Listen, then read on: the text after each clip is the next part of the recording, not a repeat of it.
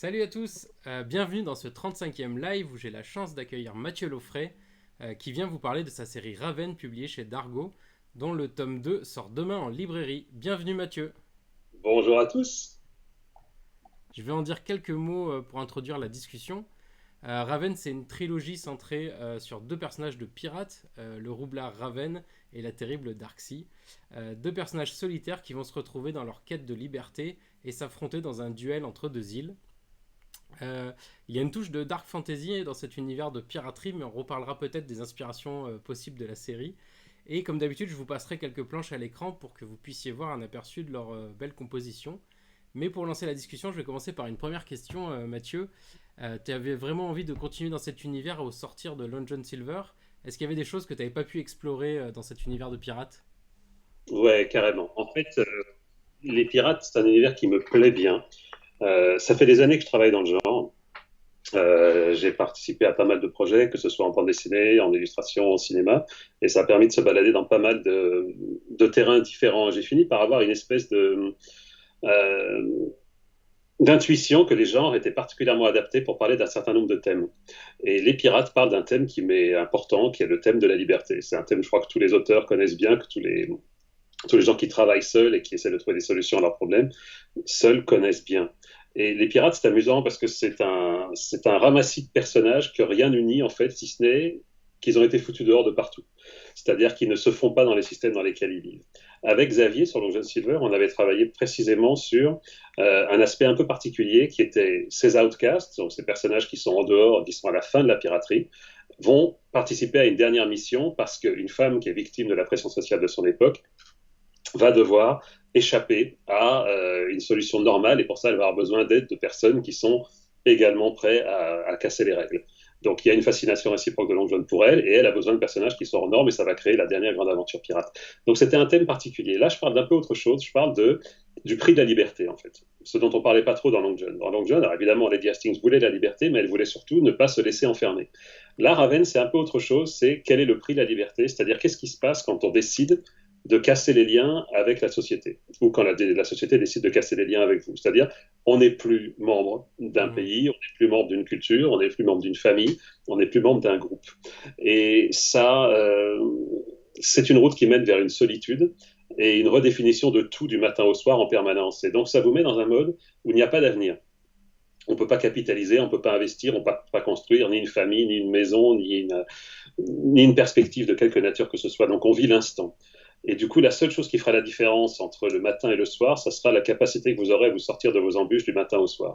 Ça crée des personnages qui ont une espèce de côté tragique et dans lequel chaque élément a une intensité très particulière. Et j'aime bien parce que ça permet de faire des personnalités qui ne tiennent qu'à leur capacité à se sortir des problèmes avec leurs manques, avec leurs qualités, leurs défauts, leurs possibilités et évidemment cette remise en cause en permanence des alliances, des associations, des projets qui font qu'en fait, tout est fait à l'instinct, à l'intuition, et c'est quelque chose qui me touche assez.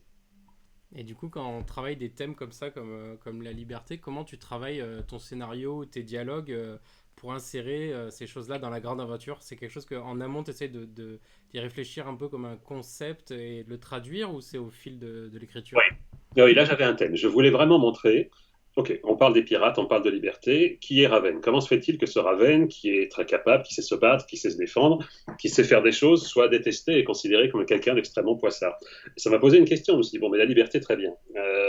Comment je vais pouvoir montrer par l'exemple que la liberté pose un problème, même chez les pirates? C'est que par exemple, à partir du moment où on décide qu'on est libre, on ne peut pas s'engager. Parce qu'un engagement est déjà une prison. Faire partie d'une équipe et avoir une attribution de poste, c'est déjà considéré qu'on est bon là-dessus, mais qu'on n'est pas bon là-dessus, et que donc, forcément, le problème de Raven, c'est que c'est pas quelqu'un de mauvaise volonté, c'est quelqu'un qui sait faire des choses, qui peut faire, mais qui décide qu'à chaque fois, chaque jour va être défini par son bon vouloir et par son intuition et par son envie. Et cette simple liberté le rend parfaitement infréquentable et ne mène que des catastrophes. Et ce personnage qui a besoin de bien faire, qui cherche le respect, qui cherche à être apprécié par les autres, n'y arrive pas, n'y arrive jamais. Donc on le voit faire des efforts et toujours mener à la catastrophe. Pourquoi? Ben, moi je sais pourquoi, je vais le révéler dans le tome 3. Là, mon boulot, c'est de montrer comment ses comportements, entre ce qu'il veut et ce qu'il obtient, ça ne marche jamais. Ça ne marche jamais comme il le souhaite. Et pour l'instant, il ne comprend absolument pas pourquoi ça ne marche pas. Et donc, moi, je crée des contextes c'est ma nature, plus grand que nature en permanence, pour montrer que lui s'enferme dans des choix qui le précipitent toujours dans des catastrophes plus grandes. Et là, j'espère que du tome 1 à la fin du tome 2, il se précipite toujours d'insouciance en idées qui paraissent comme ça bonnes, mais qui a priori ne le sont pas. Les faits contredisent, on va dire, son optimisme, jusqu'à une catastrophe qui montre que tu as beau avoir des capacités, de la volonté et un certain allant, ça ne te donne pas les solutions ne viennent pas de là. Même chez les pirates. Il est quelque part trop pirate chez les pirates. C'est-à-dire que même lui a un amour de la liberté et de l'individualité qui est excessif. Ça ne marche pas. Et du coup, Raven, on le présente un peu comme Poissard, mais en réalité, en fait, j'ai l'impression qu'il est très chanceux, mais qu'il met les autres dans la merde. Est-ce qu'il n'y a pas un côté comme ça, ouais? C'est exactement ça. En fait, c'est pas un problème de chance. On le suit au fur et à mesure de ses choix, et c'est pour ça que la première scène d'ouverture du tome 1, quand c'est un champion, il se bat bien, donc on a toujours besoin de lui. Mais les autres ne l'aiment pas. On ne l'aime pas parce on sent qu'il n'est pas là pour eux, en fait. Il est là pour montrer des choses, pour défendre éventuellement l'idéologie pirate, c'est-à-dire indépendance, il n'y a pas de lendemain, la liberté, le ciel est ma maison, etc. Bref, très bien, mais oui, mais on a quand même besoin de se tenir à un projet. Or là, il va sur le navire, il attaque tout le monde, il y a une fille à sauver. Bon, bah, il renonce totalement à attaquer le galion et il se ligue intégralement contre son équipe parce que là, maintenant, sa priorité n'est plus de piller le galion, mais de sauver cette fille. Il n'y a pas de raison de laisser cette fille se faire massacrer par ses ex-copains. Et là, il se retourne parce que tel est son bon vouloir, c'est ce qui lui paraît la chose à faire. Oui, mais en faisant ça, ils rompt le pacte fondamental. Ils avaient quand même signé un contrat de chasse-partie, ils avaient un deal. Ça ne se fait pas. Même chez les pirates, il faut se tenir à des contrats, il faut se tenir à des engagements. Et cela faisant, ça suffit à provoquer une catastrophe de plus. Alors qu'à chaque étape, on peut comprendre pourquoi il a fait ce qu'il a fait. Mais ça ne se fait pas. C'est une catastrophe. Et à chaque fois, je montre comment ce fou d'indépendance vole de catastrophe en catastrophe, alors que ça n'est pas une affaire de chance ou de malchance ou de capacité ou d'incapacité. C'est juste qu'il a à ce stade quelque chose qu'il n'a pas compris. À la lecture du tome 2, tu installes en fait tes héros sur une île. Je vais pas trop faire de spoiler, mais on arrive sur une île qui devient le terrain de jeu. En fait, tu as essayé de recréer une sorte de mini-société. En fait, comment tu as conçu un peu cette intrigue autour de l'île? C'est la même idée, c'est-à-dire que confronté à un... J'avais 3 systèmes humains. J'avais Darkseid, qui est un pirate, qui est une capitaine pirate, mais qui, elle, est l'inverse de Raven. Elle a la tête sur les épaules, elle est organisée, et elle a un équipage qui le suit pour la bonne et simple raison qu'elle peut dire, l'année prochaine, on sera là, et on aura amassé tant d'argent, et on va passer de telle étape à telle étape, et grâce à moi, vous serez les plus fameux pirates des Caraïbes, et on va montrer par nos compétences qu'on est les plus grands des Caraïbes, quitte à partir ensuite vers l'océan Indien ou autre. Bref, elle a un projet. Et donc, forcément, les gens s'agrègent autour de ce projet parce qu'elle a quelque chose à proposer. Donc, c'est une pirate, mais très déterminée et très organisée. Mais c'est des pirates. En face, j'ai une famille d'aristocrates français qui sont des naufragés, mais qui ont reconstitué une structure de société normale, c'est-à-dire avec des lois, une structure, une empathie, des femmes, des enfants qui se battent, qui font de la culture, qui vont chasser. Bref, une structure cohérente. Et Raven. Et je montre comment ces trois-là, qui est l'indépendance absolue, qui ne se lie à aucun plan, à aucun projet et à aucune équipe.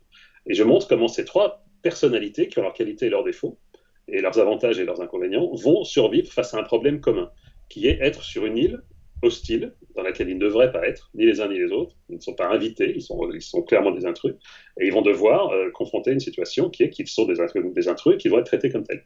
Chacun, en fonction de ses qualités et de ses défauts, va s'en sortir d'une manière particulière, ou pas. Et moi, mon boulot, c'est de montrer comment chacun de ces caractéristiques est efficace ou pas, selon les différentes circonstances. Et c'est ça que j'aime bien, c'est que j'ai vraiment, pour moi, 3 pôles assez caractéristiques d'une société dans les caractères que moi je vois à peu près intéressants de mettre en scène. Et du coup, tu parlais de Darkseid. Dans ce tome 2, elle est plus intrigante que ce que... Oh, il y a plus d'intrigues qui nous sont montrées que révélées. Et du coup, on a l'impression que ça va partir plus qu'une trilogie. Non, tu as annoncé une trilogie, mais on a l'impression que ça pourrait partir plus loin et que c'est un début. Mais parce que je suis intéressé par les rapports entre Raven et Darkseid. Donc j'ai fait une première aventure qui va se terminer en 3. Mais Darkseid et Raven sont presque des frères jumeaux, frères et sœurs jumeaux. C'est-à-dire que même physiquement, ils sont habillés pareil, ils ont à peu près les mêmes capacités. Ils sont des effets presque miroirs. Mais mentalement, on ne peut pas faire plus différent. C'est-à-dire que Raven aime profondément sa vie. Il n'a qu'un seul problème, c'est qu'il ne comprend pas pourquoi lui aime sa vie de pirate et que personne ne l'aime. Il ne comprend pas le problème. Et elle n'aime pas la vie de pirate. Elle en a besoin. Elle a un projet. Elle a été victime d'une injustice profonde et elle a besoin de faire ce qu'elle fait pour se sortir de là et retrouver sa place dans le monde. Elle ne va pas rester pirate. Elle a un projet dure, elle va le mener à terme, et donc elle a de la volonté, elle est prête à tout sacrifier pour ça, parce que vraiment, elle avait une position, on l'a mis plus bas que terre, et maintenant elle va se battre pour revenir dans le vaste monde et faire le boulot. Et cette espèce d'inconséquence permanente qu'elle a depuis que Raven est arrivé dans sa vie, où elle voit quelqu'un qui ne calcule rien, qui n'anticipe rien, et qui en plus lui sabote ses plans, pour rien. C'est-à-dire qu'on ne peut pas définir pourquoi Raven agit et pourquoi il fait ce qu'il fait. On peut juste dire qu'il fait des choses, qu'il fait même des choses assez compliquées et qu'il y parvient, mais on ne comprend pas pourquoi. Et cette inconséquence la rend folle, littéralement. Et donc, dans le tome 2, je les ai réunis de manière à les obliger à se confronter ensemble, à faire une aventure commune ensemble, et voir comment leurs différents tempéraments, qui sont des antagonistes complets, vont, en se fréquentant, essayer de ne pas d'abord se précipiter dans un ravin ou de se couper en deux, parce que ça va être le gros du boulot. Et évidemment, ils vont être obligés de constater, parce que comme on fréquente une certaine compétence, qui marche sur une philosophie complètement différente de la vôtre, ça développe une curiosité. C'est toujours intriguant. On se demande pourquoi cette personne qui pense à l'inverse de vous, finalement, se démerde finalement pas si mal confrontée à des problèmes et dans des situations extrêmes. Donc ça intrigue et ça énerve. Ça ne devrait pas, parce qu'il fait exactement tout ce qu'il ne faut pas, et malgré tout, il obtient des résultats ou elle obtient des résultats. Donc il s'observe de loin en se détestant cordialement, mais en progressivement développant une relative, je dirais pas admiration, mais un intérêt naissant. Oui, c'est ça, ils s'estiment, ce qui les rend un peu redoutables l'un pour l'autre, parce qu'ils savent Oui. la valeur de l'autre. Oui. Et puis, il y a quelque chose d'important, encore une fois, sans rien spoiler Drago se méfie de Raven, parce que Drago, qui est donc l'espèce de colosse qui accompagne Darkseid, euh, lui, c'est un pragmatique et il voit bien que Raven, malgré tout, tu l'attaches à une encre et qu'il s'en sort en vie, il fait des choses qui sont quand même pas très standards et donc il a des capacités, c'est évident. Et Darkseid refuse de voir que ce type vaut quelque chose et donc le sous-estime. Et c'est là où il y a une grosse alerte qui est mise en début d'album, et Drago est très inquiet de cette expédition parce qu'il se demande un petit peu ce qui va se passer. Et l'album va effectivement confirmer que Drago a raison de se poser des questions et de mettre des alertes. Donc, on part du principe que Darkseid, pour la première fois de sa vie, c'est en tout cas ce que dit Drago, n'a pas un regard très lucide sur qui est Raven, en fait. Elle est excessivement énervée par cette confrontation, par cette rencontre et par le fait d'avoir ce type dans ses pattes, ce qu'elle ne supporte pas. Et sa réaction de pas être probablement un petit peu excessive, pour être honnête. Et pour revenir à l'univers aussi plus général, tu indiques que tu t'es librement inspiré d'une nouvelle de Howard, donc Ouais. sur son pirate Vulmea. Du Filmé, pirate noir, ouais. Ouais, les pirates noirs. Et du coup, c'est quoi? C'est la lecture de cette nouvelle qui t'a vraiment. Tu t'es dit, tiens, j'ai envie d'aller faire cet univers un peu sombre, un peu dark fantasy. Ouais. Ouais, la dark fantasy, bah, c'est quelque chose que je tourne autour depuis longtemps. Déjà, avec Fabien Nury, on avait fait un chronique de Légion qui se passait dans un univers aussi féodal, qui était très noir et très. Et je sais que c'est un style qui me convient bien, que j'aime bien développer. Et avec les pirates, on avait, comme vous l'avez sans doute constaté, dans Long John Silver avec Xavier, on avait déjà emmené le monde des pirates à quelque chose d'assez romantique, d'assez sombre, d'assez même fantasmagorique et onirique par moments. Bon, j'aime ça.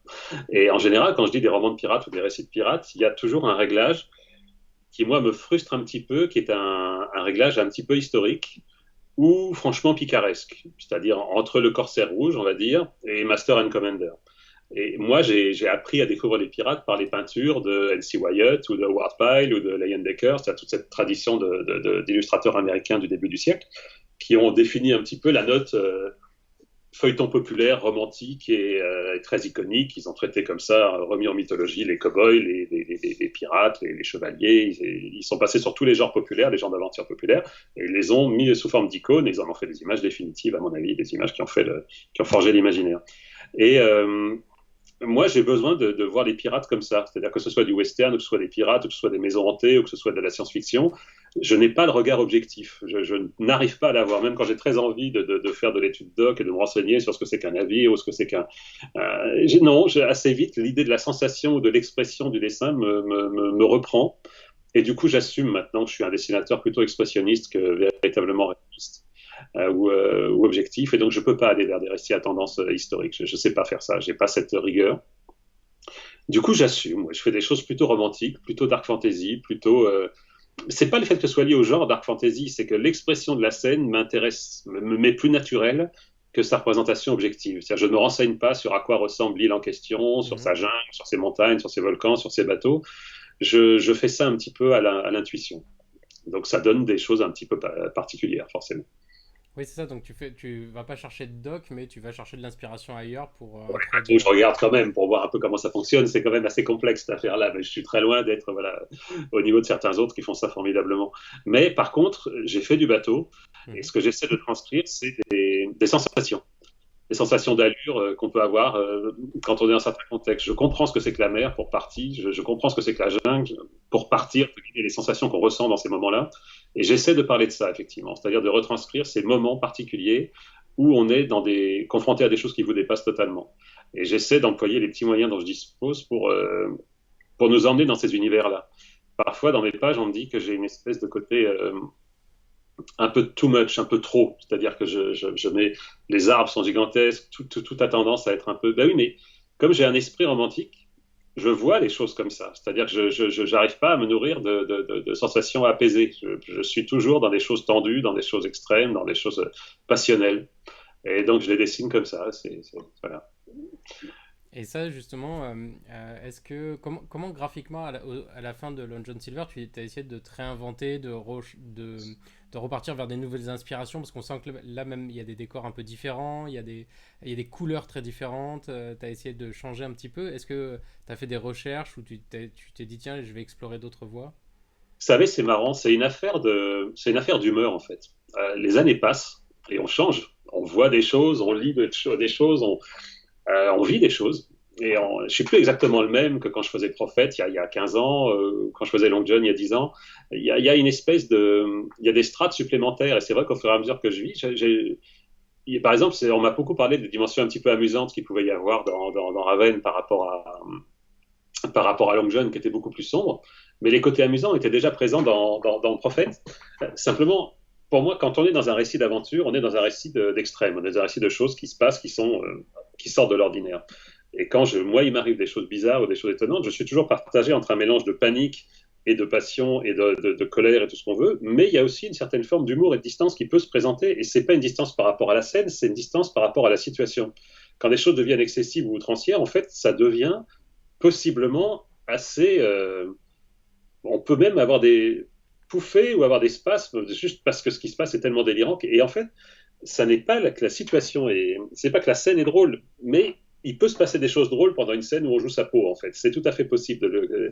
Et j'aime bien parler de ça, et j'aime bien, par exemple, dans des films d'aventure que j'aime bien, ou des récits d'aventure que j'aime bien, la nature de, par exemple, quand on voit l'homme qui voulait être roi, ces personnages sont à la fois tragiques, à la fois excessifs et à la fois drôles, parce que c'est leur nature. Ils sont baroques, ils sont dans une situation hors norme, et donc, ils peuvent faire des choses comme ça, ils peuvent aller se faire sauter le caisson en faisant une blague, parce que tel est leur bon plaisir. Et c'est vrai que je ne suis pas dans ces humeurs monolithiques, un petit peu eastwoodiennes, qui est que, bon, ben, quand on a de la gueule, on a de la gueule.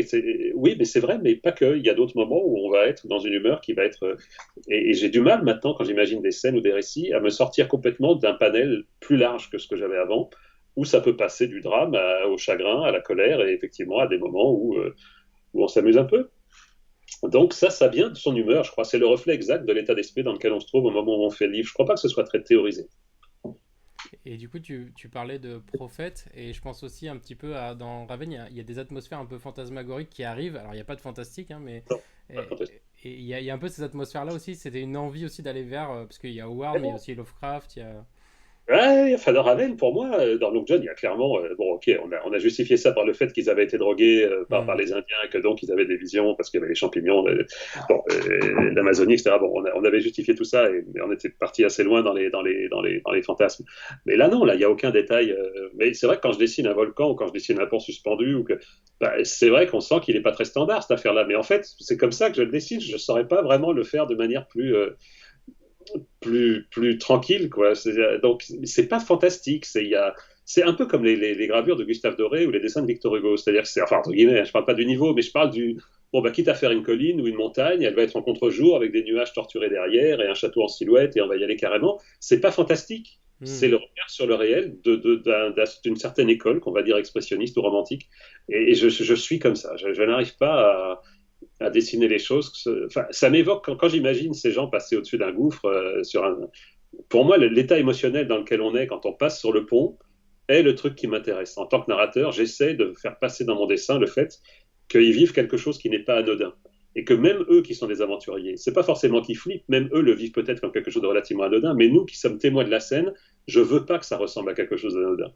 Je veux que la scène soit non pas à l'image de ce que le pont est en réalité, mais de ce qu'il nous évoque, de la peur qu'il nous évoque, du vertige qu'il nous évoque, du côté exceptionnel. Et donc, je dessine ça comme ça. Et c'est vrai que du coup, on se dit c'est surnaturel. Mais je veux pas que ce soit ressenti comme surnaturel. Je veux juste que ce soit ressenti comme bah voilà, ils vivent quelque chose d'étonnant. Et du coup, tu parlais de dessin. Tu travailles comment en fait? Tu travailles sur papier, au pinceau, c'est ça, je crois? Ouais, je travaille sur papier. Maintenant, quand je fais du concept art, que je travaille pour de l'illustration, avec le web, bon, on a tendance à avoir pris l'habitude de travailler en numérique parce que ça permet d'envoyer les dessins à différentes étapes, faire les modifications, etc. Bon. Mais en BD, j'ai pas besoin de ça. Donc en BD, j'aime bien l'idée d'être sur papier parce que ça, il y a la peur du vide et il y a la peur de se planter. C'est-à-dire qu'on est motivé par une espèce de possibilité de se casser la gueule en permanence. Et c'est pas une posture, c'est très important pour moi. C'est-à-dire qu'il y a vraiment, quand je crayonne peu, je fais des dessins assez approximatifs et tout d'un coup, je me lance à l'ancrage. Et j'ai peu de signal. Donc, je dois réfléchir, je dois être actif, je peux vraiment me planter. Je peux refaire, j'aime pas, du coup, comme tout le monde. Du coup, j'essaie vraiment de bien faire et j'essaie vraiment de faire le geste qu'il faut et sans avoir. En fait, je supporte plus le stade de la répétition, c'est-à-dire de faire le storyboard, puis le dessin, puis l'ancrage qui doit être une exécution du même dessin que j'ai déjà fait 2 fois. Ça, non. Donc, chaque étape, le storyboard, c'est juste un positionnement des éléments dramatiques, enfin des éléments de composition et de la narration. Après, c'est le dessin. Bon, bah là, voilà, on commence à dessiner les physionomies et faire tourner les volumes. Et puis, l'ancrage, c'est l'expressivité pour moi. C'est-à-dire, ce n'est pas un moment où j'officialise des traits, c'est un moment où je confirme les intentions du dessin. C'est un moment où je fais les blancs, où je fais les noirs, où je décide quelles vont être les lignes de force, les poids, les vides.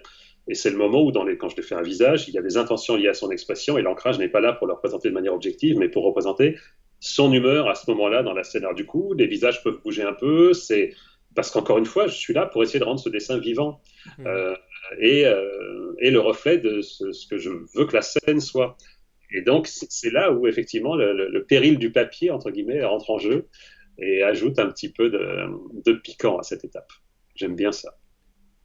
Et après, du coup, tu traites les couleurs sur ordinateur, c'est ça? Tu les fais. Je scanne et je fais les couleurs sur Photoshop. Ça, c'est l'étape la plus agréable, valorisante, simple. C'est l'espèce de petites retombées en pente douce de fin d'album après les tumultes de la production, de la création ouais, enfin, de tout ce qui peut se passer pour la. C'est compliqué les récits comme Raven parce que c'est un peu comme Prophète à l'époque. On est vraiment à poil, c'est-à-dire qu'on est tout est inventé là-dedans. C'est-à-dire qu'il n'y a pas de systèmes sociaux dans lequel on peut se baser, il n'y a pas de contexte historique qui serve véritablement de béquille. C'est purement des situations humaines dont on décide d'acheter la crédibilité ou non. Et il n'y a pas un buisson qui soit pas créé ou inventé dans un truc comme ça. En fait, au bout d'un moment, c'est vertigineux de voir qu'à aucun moment on peut se reposer sur une doc qui va nous permettre de. Tout est inventé. Il y a rien, le fort n'a jamais existé, cette île n'existe pas, le volcan, les jungles ne sont pas en référence à quoi que ce soit. Et c'est vrai que quand on arrive à la fin d'un album, on est complètement vanné en fait. Quand on voit le nombre, jusqu'à la dernière touche sur les ambiances colorées, c'est un travail étonnant. Et plus le travail est comme ça, c'est-à-dire sur le travail de fiction et de création, j'imagine que créer par exemple une fiction d'heroic fantasy, qui paraît un divertissement comme ça, quelque chose et d'une complexité absolument folle en fait. Parce qu'il n'y a rien qui ne soit pas le fruit d'une création. On part vraiment de zéro. Et arriver à la fin d'un récit sur lequel on a créé les personnages, les conflits, les enjeux, le thème et toutes les armes, les armatures et le décorum pour qu'au final ça fasse un récit qu'on achète comme quelque chose de crédible, c'est une sacrée gageure pour moi. C'est un truc. Enfin voilà. Ouais, toute la partie world building, en fait, de créer en amont l'univers. C'est pas, par exemple, si on fait un monde contemporain, on sait que s'il y a un contrôleur du fisc, ou on sait que s'il y a. Les situations sont identifiables parce que les rôles sont connus et pour nous, on peut jouer sur des leviers qui sont très faciles à connaître. Une babysitter, un policier, un avocat, tout est relayé à quelque chose qui fait immédiatement un signal.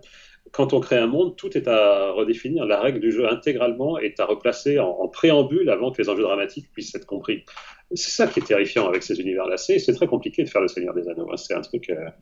Les récits de pirates, on est entre deux parce qu'il y a quand même une espèce de convention. Mais c'est plus facile de faire du western parce que le western vous met dans un genre avec un lieu unique, et il y a le shérif, il y a les méchants, il va y avoir le propriétaire de ranch. Donc tout de suite, on se positionne, on sait à peu près qui fait quoi et qui est supposé faire quoi. Et voilà, je sais pas pourquoi je parle de ça, mais oui, c'est un vrai sujet. C'était sur la création des univers. Et du coup, je reviens aussi sur les couleurs. Les couvertures, tu les fais à la peinture, c'est ça? Elles Oui, sont... là pour le coup, alors bon, je vais pas dire n'importe quoi. Je fais de la peinture et puis après, en fonction du temps, tous les schémas existent. Souvent, l'éditeur a besoin d'une prévision de la couverture, enfin d'une espèce de preview de la couverture pour Mhm. transmettre. Et du coup, je fais une vision, enfin, je fais un premier œuf informatique. J'essaie d'en faire quelque chose de présentable. Quelquefois, il arrive que du coup, on n'ait pas le temps du tout de repartir à zéro et je termine le œuf informatique, je le pousse, il est présenté comme tel. Et après seulement, je me dégage une dizaine de jours. Ça me prend quand même un peu de temps et je refais une version. Raven tome 1, par exemple, a été fait intégralement à la peinture. Raven tome 2 est quasiment intégralement numérique. D'accord. J'ai pas eu le temps voilà, l'album a été fait pour moi en 15 mois, ce qui est écriture, storyboard, dessin, ancrage, couleur, couverture compris, phénoménal. J'ai jamais fait ça de ma vie. Pour beaucoup de collègues, ça les fera marrer, mais pour moi, c'est surnaturel. Et donc voilà, j'ai pas pu prendre les 10-15 jours supplémentaires pour faire la couverture peinture. Et du coup, pour toi, ça change quelque chose parce que pourquoi tu les fais spécialement à la peinture, tes Non, couvertures? parce que quand je fais la version numérique, j'ai l'impression de ne pas avoir fait mon boulot. Ok. J'ai l'impression d'avoir une idée, mais tant que j'ai pas l'objet sur mon chevalet, j'ai l'impression je dis pas de truqué, mais c'est pas fait quoi. Je sais pas comment vous dire. Là, j'ai des pages, c'est du papier. Il y a pas de doute. Si mon ordinateur crache, j'ai vraiment Ouais. fait le travail. Voilà. Et la version numérique, pour moi, tant qu'elle n'a jamais existé, elle n'existera pas. Alors, je la vois imprimée, je suis très surpris de la voir parce que je l'ai pas faite encore. Il y a quelque chose de pas très normal. Donc, j'ai besoin mentalement de me confronter au papier pour aller au bout d'une image. Ouais. Comme ça. Et du coup, toujours sur le dessin. Ah, tu parlais des planches. Est-ce que tu peux nous en montrer quelques-unes? Je crois que tu en Ah, avais oui, sous la main. oui. Je vais enlever mon arrière-plan Ouais. romanesque. Tant pis, voilà, c'est plus austère, mais en revanche, alors j'ai des dessins type. Donc, tu travailles sur des formats. Oui, c'est variable, je vais vous montrer. Alors ça, par exemple, c'est ce que je fais pour faire des recherches de personnages. Donc, je me rapproche de la caméra, je ne sais pas si ça fait le point. Bon, ça, c'est une petite aquarelle en monochrome. Voilà, ça me permet par contre de me donner, au-delà du design, un Mhm. espèce de posing, une intention qui permet de voir la nature enfin, le personnage en action, pas posé en pied, mais juste en train de bouger. Elle bougera de cette façon-là, etc. Ça, c'est l'image dont je me sers pour la page de titre. Ouais. Donc un ancrage à l'angle de Chine sur papier, genre Schollerhammer, le papier qu'on ne peut plus trouver nulle part. Et ça fait à peu près, je sais pas, je dirais 35-40 cm. Hein. Et ça, c'est en amont du tome 1, c'est pour préparer un petit peu tes ambiances quand tu parlais du posing, des choses comme ça? Ouais, dès que je les ai eus, le frère et la sœur, là, qui ne sont pas frères et sœurs, mais qui ressemblent, attendez, ouais, qui ressemblent un peu à ça malgré tout dans mon esprit, eh ben, j'ai eu besoin de les officialiser d'une manière, c'est-à-dire qu'ils sont toujours ensemble, mais ils ne peuvent pas se saquer, ils regardent dans des directions différentes. C'est-à-dire qu'il y a une espèce de refus de l'évidence. Nous, on voit comme évidence que c'est un couple, en fait. Oui. Mais plutôt crever que d'admettre le quart du dixième de cette dimension-là. Et donc, ça m'amuse. Et en fait, pourquoi ça m'amuse, pour revenir rapidement sur l'histoire? Parce qu'en fait, euh, Darcy voit dans Raven tout ce qu'elle a perdu, c'est-à-dire le plaisir de cette vie, la spontanéité, le fait de passer des bons moments, ce qui ne lui arrive jamais, parce qu'elle a un projet, parce qu'elle a un objectif et qu'elle a tout sacrifié et on l'a beaucoup abîmé. Et lui voit quand même qu'elle a tout ce qu'il n'a pas, c'est-à-dire qu'elle a un équipage, elle a un navire, elle a un projet, une crédibilité, elle est respectée, elle est crainte, mais elle est respectée, ce que lui n'a pas. Et donc ils sont les deux faces d'une pièce. Je vais me tromper, mais j'essaie quand même. Une double, alors ça c'est beaucoup plus. Est-ce qu'elle est bien? Oui, c'est dans le bon Oui, sens. oui, oui, c'est dans le bon sens. Voilà, alors vous voyez, là c'est deux pages qui n'en font qu'une. Alors je fais souvent ça. C'est pas une préciosité particulière, c'est qu'à certains moments du scénario, j'ai envie que quand on ouvre la séquence, on comprenne qu'il se passe quelque chose de plus fort que le reste en fait. Et donc j'essaie de composer ça de manière à ce que ça reste lisible, mais que ça vous plonge dans un univers pictural qui soit immersif autant que possible. Et j'explose la page autant que je peux pour qu'il se passe quelque chose au moment de la lecture. Quoi. C'est le moyen que j'ai trouvé pour qu'il se passe quelque chose. Et Voilà. justement, ces doubles planches, moi je les trouve super impressionnantes parce qu'elles sont à la fois très visuelles, mais en même temps elles rythment bien l'action. Comment tu travailles ton découpage justement? Là c'est très en amont. pour avoir tous ces inserts, pour penser un peu à la composition de En ces développements? général, je procède de la façon suivante. Hein, c'est théâtral. Là, je vais me planter. Il y a toujours un moment où je me plante. Ouais. Elle a l'envers, ouais. Ok. Donc voilà. Et là, en fait, comment j'ai fait? Et je fais souvent de la même façon. C'est-à-dire que je sais que tout de suite, l'œil va embrasser les choses de manière générale. Donc, je fais en image de fond quelque chose qui est la scène de théâtre, le grand décor de théâtre qu'on a baissé et qui va être émaillé par les accessoires de la scène, un peu partout. Et les accessoires de la scène, bah, on a le trajet quand même de narration. Bon, bah, c'est toujours pareil, hein, c'est de gauche à droite, de haut en bas. Donc, j'espère faire des gaufriers assez clairs pour qu'on ne change pas d'ordre de lecture, parce qu'il y a, c'est quand même un découpage d'une action qui est théoriquement relativement linéaire. Donc, je ne veux pas qu'on décroche ça, mais je veux toujours qu'on soit cerné par l'ambiance générale de la scène. Et j'ai fait pareil pour le volcan, j'ai fait pareil pour le naufrage, j'ai fait pareil pour l'arrivée à Tortuga, pour le naufrage, enfin pas le naufrage, mais le voyage des Montignac. Donc à chaque fois, une scène de théâtre. J'aime le côté, le lever de rideau, et on découvre tout d'un coup une espèce de nouveau cadre dans lequel va se passer des choses. Mais il n'y a pas de... Après, c'est compliqué parce qu'il faut faire cohabiter des images sans que ce soit trop le bazar. Bon, ça pourrait prendre, on pourrait prendre du temps pour parler de ça, mais c'est vrai qu'il y a une...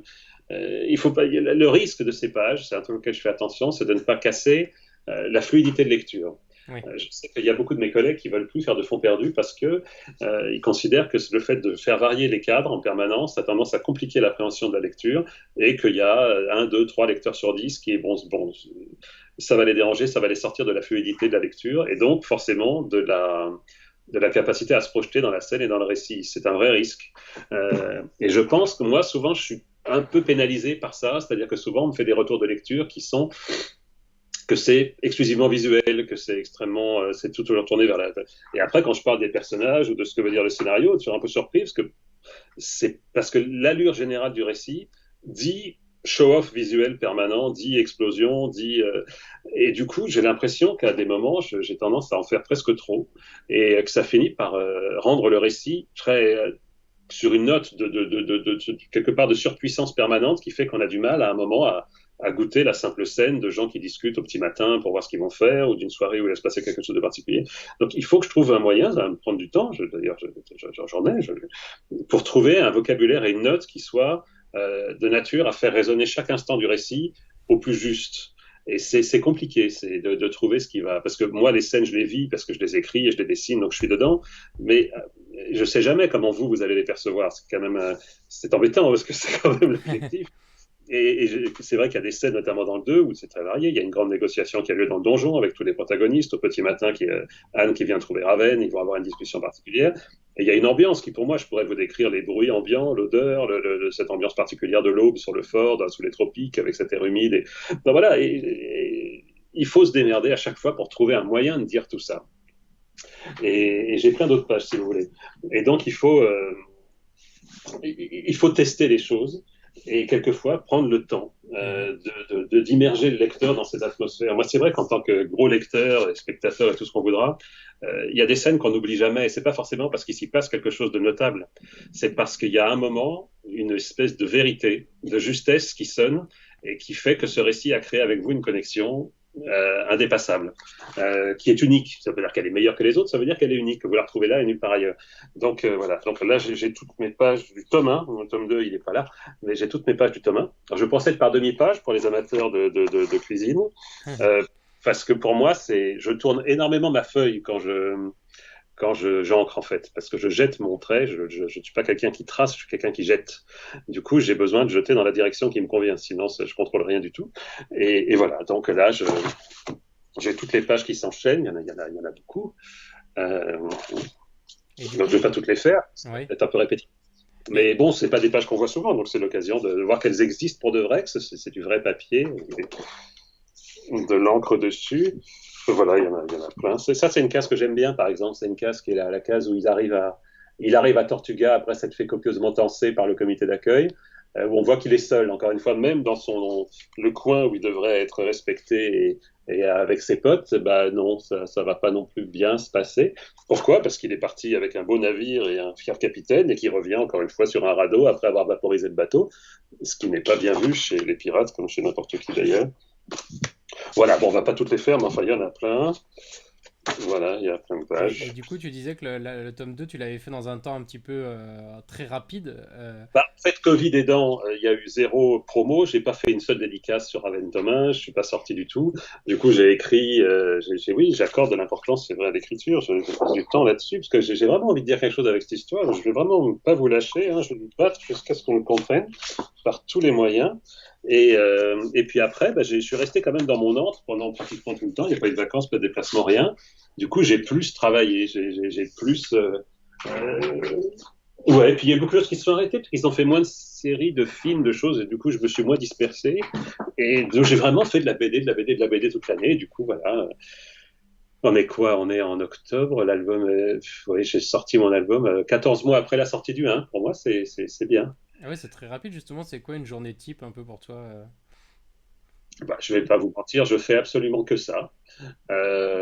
J'ai des enfants, donc je me lève tôt, petit déj. Ensuite, je vais à mon atelier où je travaille souvent avec Alex Alice ou Patrick Pion. Ou, voilà, et là, on est dans un endroit un peu à l'écart du monde et on ne fait que ça. C'est-à-dire qu'on dessine, on dessine, on dessine, on se pose beaucoup de questions sur la narration, sur les choix techniques, et on essaie chacun de créer nos univers, en fait. C'est un truc qui est marrant, c'est qu'on a beau vieillir, les choses restent un peu les mêmes. C'est-à-dire qu'il y a, comme on disait tout à l'heure, le ton et l'esprit, et voilà, l'humour ou le drame, ou en fonction de ce qu'on va vivre, on vit tous des choses, va évoluer, et nos livres sont quand même les reflets de ça. On a beau essayer de prévoir et d'organiser, on est quand même perméable, et puis c'est un mode d'expression. Hein. Bon, donc voilà, on a beau faire du genre, des trucs d'aventure, etc. Oui, mais bon, on dessine, on écrit, on parle, on fait parler des gens, bon, on est ça. Et donc, c'est le petit plus qu'il y a, c'est qu'on se fait le regard extérieur qui permet de voir si la note à laquelle on a parlé en déjeunant ou en prenant le café du matin se retrouve au final dans la page, si on a trouvé les bons moyens pour dire ce qu'on avait à dire. C'est le charme de l'atelier au-delà du côté sympa de se voir, il y a un petit regard avant d'être jeté dans le grand bain, entre guillemets, pour être sûr de pas perdre la note. Tu as une question de Lucas qui demande tu as pas fait de promo pour le tome 1, est-ce qu'il y en aura pour le tome 2 et où est-ce qu'on peut te rencontrer prochainement Pas fait de.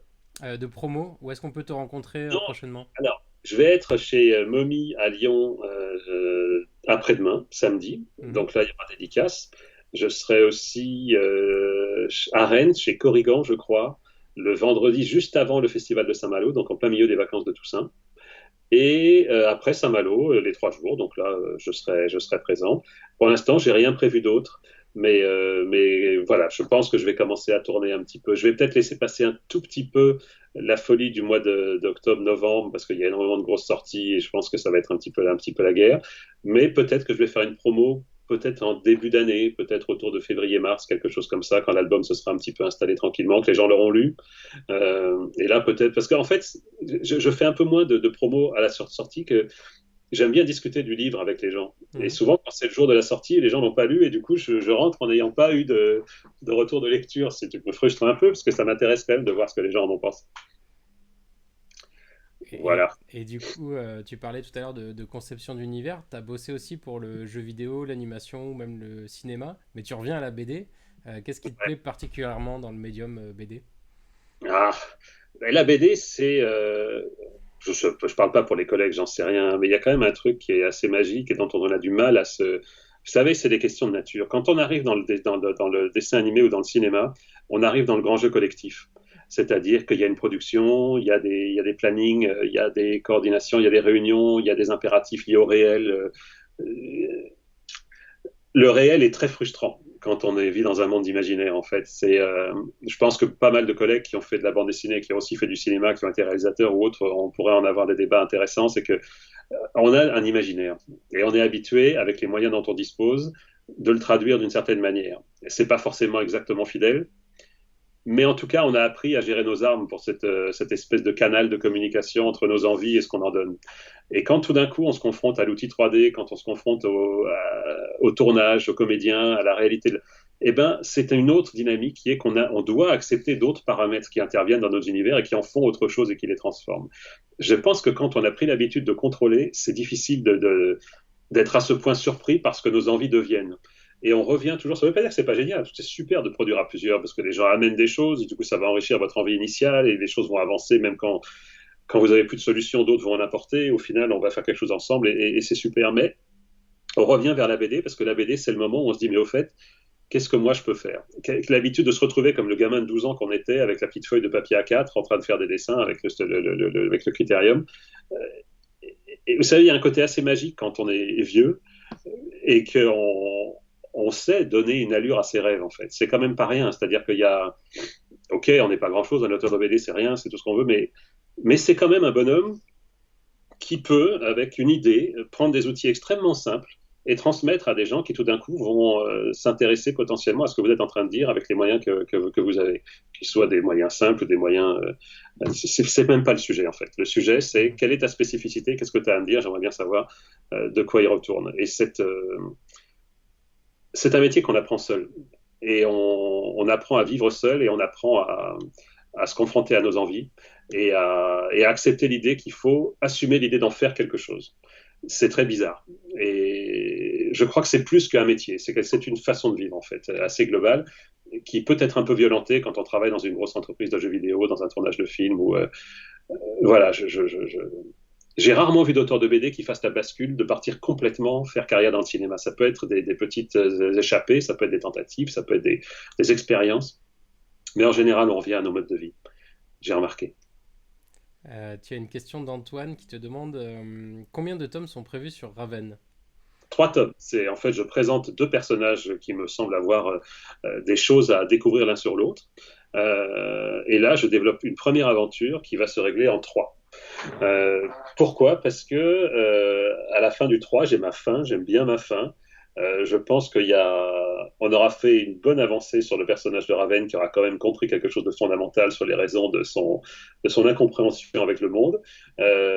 Darkseid aura été un petit peu au bout du personnage aussi et aura vu un petit peu pourquoi il a les victoires qu'elle n'a pas et pourquoi la situation va devenir ce qu'elle va devenir, puisqu'elle va devenir quelque chose d'intéressant, à mon avis. Et après, j'ai mon duo. Et une fois que j'ai mon duo, j'ai les Caraïbes, j'ai les bateaux, j'ai l'univers pirate et j'ai mon duo. Et si je sens que la mayonnaise prend, c'est-à-dire que j'ai du jus et que j'ai des choses à dire et que les gens ont accroché à mon espèce de proposition, eh ben, je serais ravi de poursuivre le voyage. Et puis si la vie m'appelle ailleurs, j'aurais fait mon aventure en 3, je l'aurais bouclé, je l'aurais mené à bon port et j'y reviendrai quand l'inspiration sera là. Mais pour l'instant, c'est vrai que je suis content J'ai un thème, j'ai envie de montrer quelque chose par ces 2 personnages et je vais le raconter en 3. Et puis après, nous verrons bien. Là, le tome 2 sort demain, mais toi, tu l'as fini depuis un petit moment. Mais est-ce que déjà, tu es déjà sur le 3 ou tu te laisses un peu de temps pour penser Ah à non, autre non, chose j'écris le 3, c'est la bataille du jour, là. Ouais. J'écris le 3 et j'essaye on en parlait tout à l'heure, hors antenne, entre guillemets, mais j'essaye de travailler mon vocabulaire de manière, non d'ailleurs c'était pendant, comment trouver la note juste pour faire qu'on soit, je veux vous attraper par le nœud de cravate et faire que vous soyez sur mon île, dans mon fort et dans ce qui se prépare. Je veux plus qu'on me dise quel opéra visuel, encore un déchaînement pictural. Non, j'en suis ravi, ça me fait plaisir et vraiment quand je suis dans ces scènes, j'y crois et qu'on vive ça quand on regarde mes dessins. Mais je veux vous emmener dans ce monde et avec ces gens. Je veux que ce soit plus que ça. Et je me bagarrerai jusqu'au bout pour vous emmener dans mon île avec mon fort et mes personnages et pour que vous compreniez ce que j'essaie de dire avec tout ça. Est-ce que justement l'île et les lieux, tout à l'heure on parlait de mettre en place le storyboard et de spatialiser, est-ce que tu t'es fait un plan? Parce qu'il y a un petit côté scène de théâtre et chaque endroit de l'île est un peu une scène particulière. Est-ce que tu t'es fait des plans, des choses comme ça? Ouais, j'ai un plan du fort complet, je vois très bien comment il est fait, je vois très bien comment il est construit. Je pourrais même vous dire où est-ce qu'ils ont coupé les arbres et pourquoi ils ont assemblé et conçu le fort de cette façon-là, parce que j'aime bien, je suis un gros bricoleur, j'aime bien l'idée de me dire on va trouver des solutions particulières à un problème donné. Et donc j'adore les récits de survivalistes, j'adore les récits de survivance, j'adore les récits de post-apocalyptiques donc j'aime quand les gens sont juste bon bah là les Robinson quoi, il va falloir se débrouiller. Et j'aime bien ça parce qu'il y a un côté le grand reset, tu peux être aristocrate, tu peux être ce que tu veux, peu importe autorité. De toute façon, tu es dans la galère et il va falloir trouver des solutions pour se sortir de là. Et là, on arrête les faux semblants et il faut bien se débrouiller. Et tu as les gens qui bossent, tu as ceux qui bossent pas, tu as ceux qui ont des solutions, ceux qui sont négatifs, ceux qui sont positifs. Bref, le reset merveilleux du récit catastrophe où tout d'un coup, bon, bah, t'étais comptable, maintenant t'es plus rien, t'es ça et on va bien voir, quoi. Et j'aime bien cette idée-là parce que voilà, un petit côté anard que je trouve assez agréable. Et puis il y a un côté marrant, c'est-à-dire que quand on est dans cette situation-là, on voit vraiment à quelle étape on est en fait. Est-ce qu'on est capable de sortir d'une situation? C'est un peu comme on regarde koh ou ce genre de choses. Je dis tiens, mais au fait, dans un contexte un petit peu moins ouaté, un petit peu moins cadré, je suis qui, je suis quoi, qu'est-ce que je peux faire de tout ça? Et là, l'univers est le reflet de l'état d'esprit des gens, en fait. C'est-à-dire ce donjon qu'il a fait de manière un petit peu médiévale sur ce lieu qui est complètement inepte, en fait, mais il l'a construit de façon un petit peu, entre guillemets, coloniale, c'est-à-dire avec les moyens de récupération du coin qu'il a pu trouver, adapté au climat, etc. Il y a toute une espèce de... C'est comme ça que j'essaie de raconter ce monde, en fait. C'est-à-dire que le lieu, c'est la projection de ce que les gens en ont fait, de ce qu'ils ont construit, de comment ils ont conçu les choses avec leur culture et leur système. Et ils ont créé un monde qui est relativement cohérent. Et quand les pirates arrivent, ils saccagent tout ça en 20 minutes parce qu'eux, ils ont leur navire, leur construction et leur structure sont ailleurs.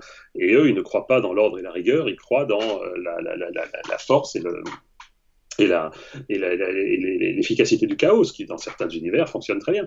Mais c'est un choc des cultures et ces deux mondes voilà, vont devoir cohabiter sur l'espace de ces trois albums. Mais, euh, mais les lieux sont le reflet des gens qui les habitent. Et c'est un truc que j'aime bien d'ailleurs dans les villes western, c'est qu'il y a toujours cette espèce de côté générique. Parce qu'on imagine les cowboys, c'est des gars avec des jolies femmes avec des jolies robes, etc., la petite église, et des cowboys un peu rustiques, mais c'est des Suédois, c'est des Allemands, c'est des gens qui venaient de Munich, qui venaient d'Irlande, qui venaient d'Espagne, d'Italie, et là, il a bien fallu qu'ils se débrouillent pour essayer de. Il y a toujours cette espèce de côté, bon, bah, on n'est plus rien de tout ça. Bon, alors, comment on va faire maintenant? Et c'est une mythologie que j'aime bien, qui redonne un peu de coup de fouet. Et en parlant de mythologie aussi, j'avais envie de t'interroger sur Batman. J'ai vu que tu faisais pas mal de dessins. Alors, tu avais fait une couve de death metal, tu as fait des illus pour un jeu de rôle. C'est toi qui avais envie de faire ça ou on t'a proposé comment c'est venu cette collaboration? On me propose, et en général, je dis oui parce que ça me plaît de faire des petites récréations dans des univers que. En fait, j'ai découvert un truc, mais c'est personnel, hein, on peut tout à fait. Que je ne suis pas en contrôle de ce que je sais faire. C'est très agaçant, mais c'est comme ça. C'est-à-dire qu'il y a des choses que j'adore, mais que je n'arrive pas à faire, et des choses qui, a priori, m'indiffèrent relativement, mais sur lesquelles j'ai des propositions intéressantes. Et donc, j'ai compris ça. Et du coup, j'aime bien le tourisme. J'aime bien la balade, parce que je m'aperçois qu'en fait, ce que j'avais prévu comme étant un cadre, ça j'aime pas, ça, je sais faire, ça c'est mon truc, ça, c'est pas mon truc, pas du tout. Ça ne marche pas du tout avec moi. C'est-à-dire que il se trouve que quand je dessine, c'est plutôt dark fantasy et romantique, c'est vrai. Mais c'est peut-être pas ce que je suis, j'en sais rien, je ne sais pas. Par contre, je peux avoir une passion pour quelque chose et essayer de travailler dessus, et je ne ferai que des choses catastrophiques. Et des choses qui m'indiffèrent totalement à la base. Je n'étais pas du tout intéressé par l'univers pirate, par exemple. Si D'accord. Xavier m'avait pas mis dedans, pour moi, c'était Burt Lancaster, le Corsaire Rouge, c'était les attractions Disney, ça ne m'intéressait pas du tout. C'était pas une mythologie qui me parlait. Et puis, il m'a mis deux, trois bouquins dans les pattes, et puis progressivement, c'est devenu quelque chose. Mais pas dans ma tête. C'est quand j'ai dessiné Long John que tout d'un coup, c'est devenu quelque chose. Et j'ai vu au niveau des réactions et au niveau de ce que ça donnait objectivement sur le papier, je me suis dit, ben, ok, ça fait un truc, pourquoi pas, voyons. Et la passion est venue ensuite, par la thématique plus que par l'iconographie. Donc, aller sur Batman, bah, c'est amusant. J'ai lu Batman quand j'étais gamin. Qu'est-ce que maintenant, à 50 balais, je vais faire de Batman? Peut-être que je vais faire quelque chose qui marche pas du tout. Peut-être que c'est quelque chose sur lequel je vais. Et j'écoute assez peu de death metal. C'est pas du tout quelque chose dans les. Je sais pas, c'est pas des mythologies que je connais bien. Et bah, du coup, j'en ai écouté et j'ai fait l'illustration et j'ai fait un truc qui a plutôt fonctionné. Beaucoup plus que des choses que je connais beaucoup mieux et sur lesquelles je suis beaucoup plus expert, entre guillemets, mais sur lesquelles j'ai fait des offres qui étaient beaucoup moins convaincantes. C'est le charme de ce truc, c'est qu'on sait jamais trop. Donc j'aime bien faire ce genre de choses. C'est assez excitant. J'aime bien ces petites. Il faut toujours faire plutôt que pas faire. C'est mon Ouais. avis. Donc il faut se confronter à des nouvelles options et voir ce que ça donne. On est indépendant, c'est le charme. À mon avis, c'est bien d'essayer. Et avant ma prochaine question, je fais un point sur le temps. Ça fait déjà 50 minutes qu'on est ensemble. Si vous avez des questions, n'hésitez pas à les poser dans les commentaires. Ça sera les dernières questions. Et justement, à propos de ça, tu as fait aussi un album de Valérian. Du coup, c'était Ouais. aussi l'envie d'aller vers les personnages de Mézières et Christin ou c'était l'envie de la SF Non, Valérian, c'est une histoire. Ça s'est joué en deux temps. D'abord, j'ai 50 ballets, donc j'avais 12, 13, 14, 15 ans quand sont sortis les grands albums comme Sur les terres truquées, comme Métro Châtelet. C'est une série qui a compté pour moi, aucun doute, parce que c'était extraordinairement imaginatif, créatif, sympa. Les personnages de Valérian, Laureline, Monsieur Albert, sont super sympas. C'est vraiment quelque chose qui tient plus que la route. Il y avait une grande intelligence derrière. Je suis assez intéressable sur le sujet, mais on pourra revenir dessus dans les 40 secondes qui nous restent. Mais pour la petite histoire, Mézières faisait des interventions aux Arts Déco où j'étudiais, notamment avec Denis Bajram et autres. Bon. Et dans un cours d'illustration, il a vu mes images et il m'a proposé quelque chose qui, à l'époque, m'a fait l'effet d'une bombe. Il m'a proposé de faire des mises en couleur sur un album qui s'appelait Les Cercles du Pouvoir, je crois. Ok. Et donc, j'ai été invité dans son atelier pour faire des pages sur le vrai Valérian publié chez Dargaud, etc. Alors que moi, j'étais en train de travailler mes pages sur un éventuel projet qui deviendrait finalement Le Serment de Lampe, donc ma première BD. Et il m'a regardé faire et il m'a fait faire que 2 pages parce que j'étais mort de trac, ce qui fait que j'ai pris une semaine pour faire 2 pages, ce qui est irréalisable. Il faut faire plutôt 3 pages par jour. Je prenais presque 3 jours pour faire une page tellement j'étais paralysé. Bon, les pages étaient sympas, très gentiment, il les a mis dans l'album, etc. Et donc, quand 30, je ne saurais même plus dire combien de temps après, il m'a proposé de faire un vu par, il y avait un côté, puis Mézières est quand même quelqu'un qui est exigeant, c'est pas quelqu'un qui est enfin bref, ça m'a fait plaisir quand il m'a demandé ça. Et il m'a proposé de faire un Valérian. On est dans une expo à 9e art, chez Bernard Maillet à 9e art. Et il m'a proposé de faire un vu-part. Dargaud a tout de suite accroché. Et on a mis du temps à trouver le scénario pour ça. Parce que c'est pas facile d'écrire comme Christin. Christin, c'est quand même un journaliste universitaire et qui déborde d'idées, qui est à la fois érudit et profondément humain, sympathique, etc. Et moi, je cherchais un esprit comme ça, qui soit à la fois un voyage et à la fois, enfin, bon, une espèce de ton particulier que j'aimais. Et c'est arrivé par Lupano, qui effectivement avait ces qualités-là, a ces qualités-là, mais a orienté le récit dans un type extrêmement comédie, qui n'est pas mon genre de prédilection, comme vous avez pu le constater. Et donc, je me suis battu comme un beau diable. J'ai adoré ce qu'il m'a envoyé. Vraiment, c'est un scénario que j'ai beaucoup aimé. J'ai trouvé astucieux, amusant, euh, bon esprit, bien écrit, bien dialogué, bon scénar, mais qui ne mettait pas en avant mes qualités, qui me mettait dans un défi de devoir trouver les bonnes armes pour faire ce qu'il me proposait de faire. Et ben, j'ai beaucoup hésité, j'ai failli dire non 10 fois parce que je savais que ça allait. Moi, j'attendais quelque chose sur des univers beaucoup plus sombres, avec des explorations de planètes mystérieuses et des choses comme ça. Et non, c'est pas ça du tout. On est parti dans une espèce de farce politique extrêmement pétillante, extrêmement astucieuse, mais bon, menée tambour battant, et voilà. J'ai eu beaucoup de mal à faire ce bouquin. Je me suis amusé comme un fou parce que j'explosais de rire à chaque page. J'ai vraiment craché mes tripes sur cet album. J'ai vraiment essayé de faire le bon album. J'ai vraiment essayé de faire j'ai travaillé mes designs de vaisseaux, j'ai travaillé ma narration, j'ai essayé d'être amusant quand il fallait, j'ai essayé de lui faire un bon bouquin. Et le bouquin s'est passé moyennement parce que je pense qu'il y avait une espèce d'incompréhension de ce livre avec une couverture que j'ai pas réussi, une couverture qui à mon avis était qui faisait un peu produit d'exploitation, je dirais, qui manquait un peu de personnalité. Et c'est sorti exactement après tout le Barnum du film, etc. Et donc, je pense que l'album, c'est mon avis, maintenant c'est prescription, a été un peu perçu comme un album d'exploitation un petit peu opportuniste. Or, ça fait 5 ans que c'était dans les tuyaux, qu'on cherchait un scénariste, que c'était un projet qui me connectait à ma première intervention professionnelle en BD du gars que j'avais le plus lu quand j'étais enfant. Donc, c'était tout sauf un album d'exploitation ou quelque chose de cynique. C'était vraiment l'album sur lequel j'aurais voulu rendre hommage à la BD qui m'a amené à la BD quelque part. Bon, il y a eu un problème de timing, il y a eu peut-être un problème d'adéquation entre le scénario et le dessin qui fait que c'était un merveilleux scénario, mais je crois pas que j'ai su le mettre en image exactement comme il aurait fallu ou comme ça aurait été le mieux pour cette histoire. Bref, mais ça a été un moment merveilleux encore une fois, c'est le moment où j'ai essayé ce voyage qui n'était pas mon voyage naturel. Quelquefois, ça donne des choses très réussies, quelquefois moins. J'arrive pas à savoir si cet album est réussi, en fait. J'en sais rien. J'ai vraiment fait ce que j'ai pu. Mais je sens que les gens qui me suivent n'ont pas été conquis par ce bouquin. Peut-être parce que c'est pas ce qu'ils attendaient, peut-être parce que l'album est raté, je sais pas. Mais voilà, là, je sais que ça a été un de ces rendez-vous, moins réussi que d'autres, comme ça.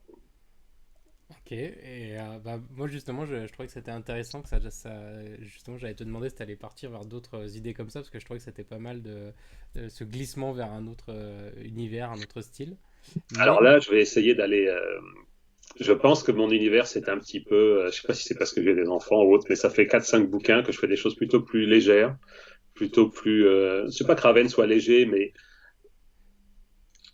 je pense que mes prochains bouquins seront plus. Comment expliquer ça? Un peu plus ténébreux, un peu plus sombre, un peu plus dark, ce qui n'empêchera pas des choses d'action, des choses, mais il y aura une espèce de consonance peut-être plus poésie noire, peut-être plus, voilà, un peu plus. On verra ça, mais peut-être un peu moins bondissant et joyeux que n'étaient mes albums précédents. Ok. Et tu as une question qui nous ramène aux pirates, qui te demande, Antoine te demande si tes bateaux sont totalement inventés ou si tu fais des recherches. Non, j'ai des recherches, c'est quand même. Alors bon, évidemment, j'ai des collègues qui me surveillent et qui me font des Ouais. remarques fort désobligeantes régulièrement, parce qu'ils connaissent ça très bien, parce que j'ai quand même besoin de l'aspect graphique, et c'est vrai j'utilise parfois des matures qui ne sont pas parfaitement fidèles à l'époque et des choses de ce genre. Bon, mais je pars de modèles existants. J'avais été bombardé notamment quelques modèles quand le musée de la Marine était en cours ouvert, ce qui ne l'est plus depuis 2 ans pour rénovation. Il y a un modèle que j'aime beaucoup qui est au musée des Arts et Métiers aussi.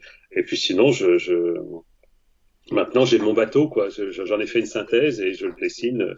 Alors, quelquefois, je me renseigne quand il y a vraiment des gros plans, des choses, je vais chercher des informations, mais sur la silhouette générale, bon, ça y est, je l'ai à peu près en main maintenant. Et oui, je me suis renseigné, bien sûr. Et du coup, C'est quand même des machines remarquablement complexes, hein.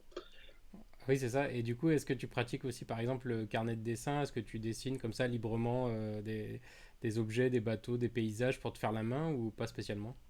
Les bateaux, je les dessine pas en dehors de mes livres, ça c'est vrai. Par contre, je dessine beaucoup les personnages pour essayer d'avoir un acting entre guillemets qui corresponde à leur tempérament. C'est vrai que j'aime bien jouer avec les personnages et donc j'aime bien qu'ils soient vraiment la représentation physique de leur caractère, c'est le charme du dessin, c'est-à-dire qu'on peut vraiment tordre un peu le réel et surcaractériser les individus.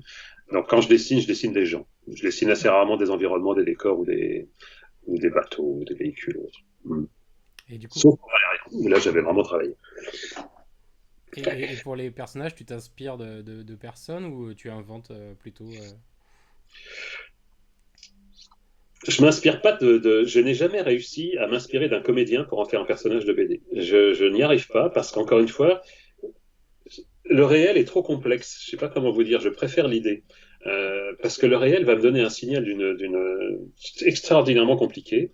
Et, et je me rappelle de ces comédiens, mais surtout je me rappelle par les personnages qu'ils ont pu incarner. Et donc, ça me fait dégager l'intégralité de ce qui m'intéresse pas et de me concentrer sur des impressions. Et ensuite, j'essaie de dessiner les physionomies qui vont, je l'espère, dire ses impressions, être des bons vecteurs pour transmettre ses impressions et ses caractères. Donc je copie pas de photos, je suis pas du tout là-dedans. Non, c'est j'essaie de trouver des physionomies qui collent au caractère de la personne.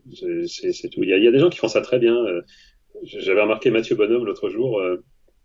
Fait des physionomies remarquables, notamment sur le marquis d'Anaon. Il y a vraiment une. Dans le réalisme, c'est pas facile parce que les traits sont quand même assez nuancés. Mhm. Et c'est très agréable à la lecture d'avoir des personnages qui font vrai, qui font vraiment des personnages qui ont leur histoire, qui ont leur caractère, qui ont leur tempérament, qui existaient avant que l'histoire ne commence et qui existeront après. Ça aide à ce que le livre ne soit pas juste une petite fenêtre ouverte sur une anecdote, mais quelque chose qui le dépasse. Enfin, il y a plein de choses qui jouent pour que ça marche ou pas, mais voilà, ça c'est un des aspects intéressants. Et aussi, pour prolonger aussi cette question, est-ce que la peinture, c'est quelque chose que tu pratiques en dehors de la bande dessinée? J'adore la peinture, j'adore ça. Je suis, vous savez, le truc qui est particulier avec la BD, c'est que on donne des tas de signaux, et qui sont des signaux rapides. Et ça peut être très rapide, on peut aller jusqu'à Lewis Trondheim, Riyad Satouf, etc. Et au final, c'est la synthèse dans l'esprit qui va faire la réalité de la scène. C'est pas forcément le soin qu'on va accorder à chaque image, c'est le fait, cette impression, ce sentiment, cette information, cette succession d'images va créer une synthèse, une scène. Et au bout d'un moment, on sait même plus si on l'a vu en film, si on l'a lu en roman ou si on l'a vu en BD. Ça devient une scène avec des gens qui disent des choses et qui vous transmettent des émotions. Et là, la peinture, c'est une occasion. Comme moi, souvent quand je fais une case, j'ai des choses en tête que je n'arrive pas à transmettre intégralement dans mes cases de BD parce que. Et tout d'un coup, la peinture, c'est une occasion de dire j'ai ça en tête et je vais pas le lâcher tant que je vous aurais pas montré exactement ce que j'ai en tête. C'est-à-dire une manière de le mener picturalement et stylistiquement à terme, j'ai envie de dire. Et quand je fais la couverture des intégrales de Long John, ou même ce Raven de la couverture du 1 ou d'Arcy, je dis pas que c'est parfaitement réussi, mais en tout cas, c'est aussi loin que je peux emmener cette émotion particulière, comme je n'ai pas pu le faire dans les cases de bande dessinée. J'ai pu le faire peut-être dans une scène, mais pas dans une case. Et comme j'aime dessiner et que j'aime peindre, et j'ai vraiment un amour immodéré pour le pictural, c'est l'occasion d'aller vous montrer ce que j'en pense, en fait. C'est-à-dire quand je me fais un bateau dans la jungle, c'est des émotions, c'est des intuitions particulières. Voilà, c'est une mythologie qui prend vie et j'essaie de.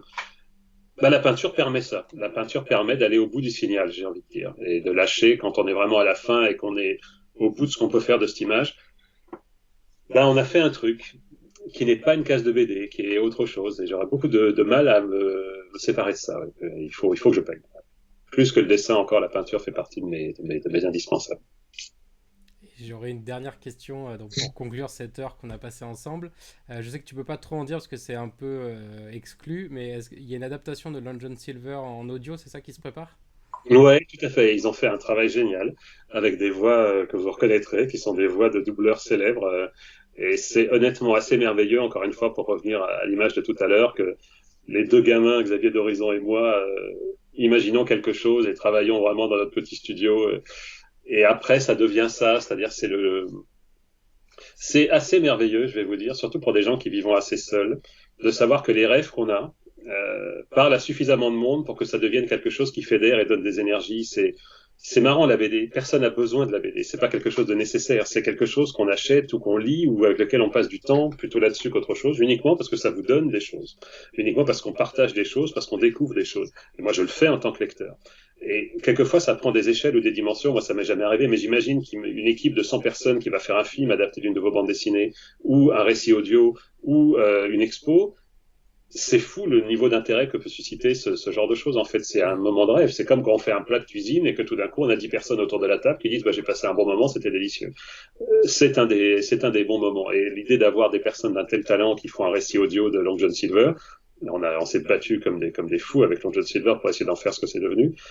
C'est agréable de se dire que cette énergie n'est pas que une névrose de deux gamins qui essaient de faire vivre leur truc, mais qu'au final, des gens raisonnent avec ça et qu'en fait, cet effort mérite d'être dépensé, voilà, d'être fait, d'être investi, que cette vie a malgré tout une petite signification, quoi. Un truc Bah, intéressant. parfait, on va se quitter sur cette belle image de partage autour de la BD. Merci beaucoup Mathieu. Ah, merci à vous, c'était sympa. Merci beaucoup à tous ceux qui ont posé des questions et qui ont mis des commentaires sympas. J'ai essayé de les faire passer à l'écran. Si vous avez manqué le début, le live est disponible en replay ainsi que tous les autres, hein, vous pouvez regarder le début. Si vous voulez en savoir plus sur Raven, il y a un article à retrouver sur Bubble où j'ai mis des planches extraits et j'en dis un peu plus sur l'histoire sans trop spoiler non plus évidemment. Et si vous aimez ces rencontres live, eh ben, je vous donne rendez-vous jeudi 28 octobre avec Tony Valente pour parler de sa série Radiant et de manga. Donc bonne soirée à tous et à bientôt. Merci, à la prochaine. Salut.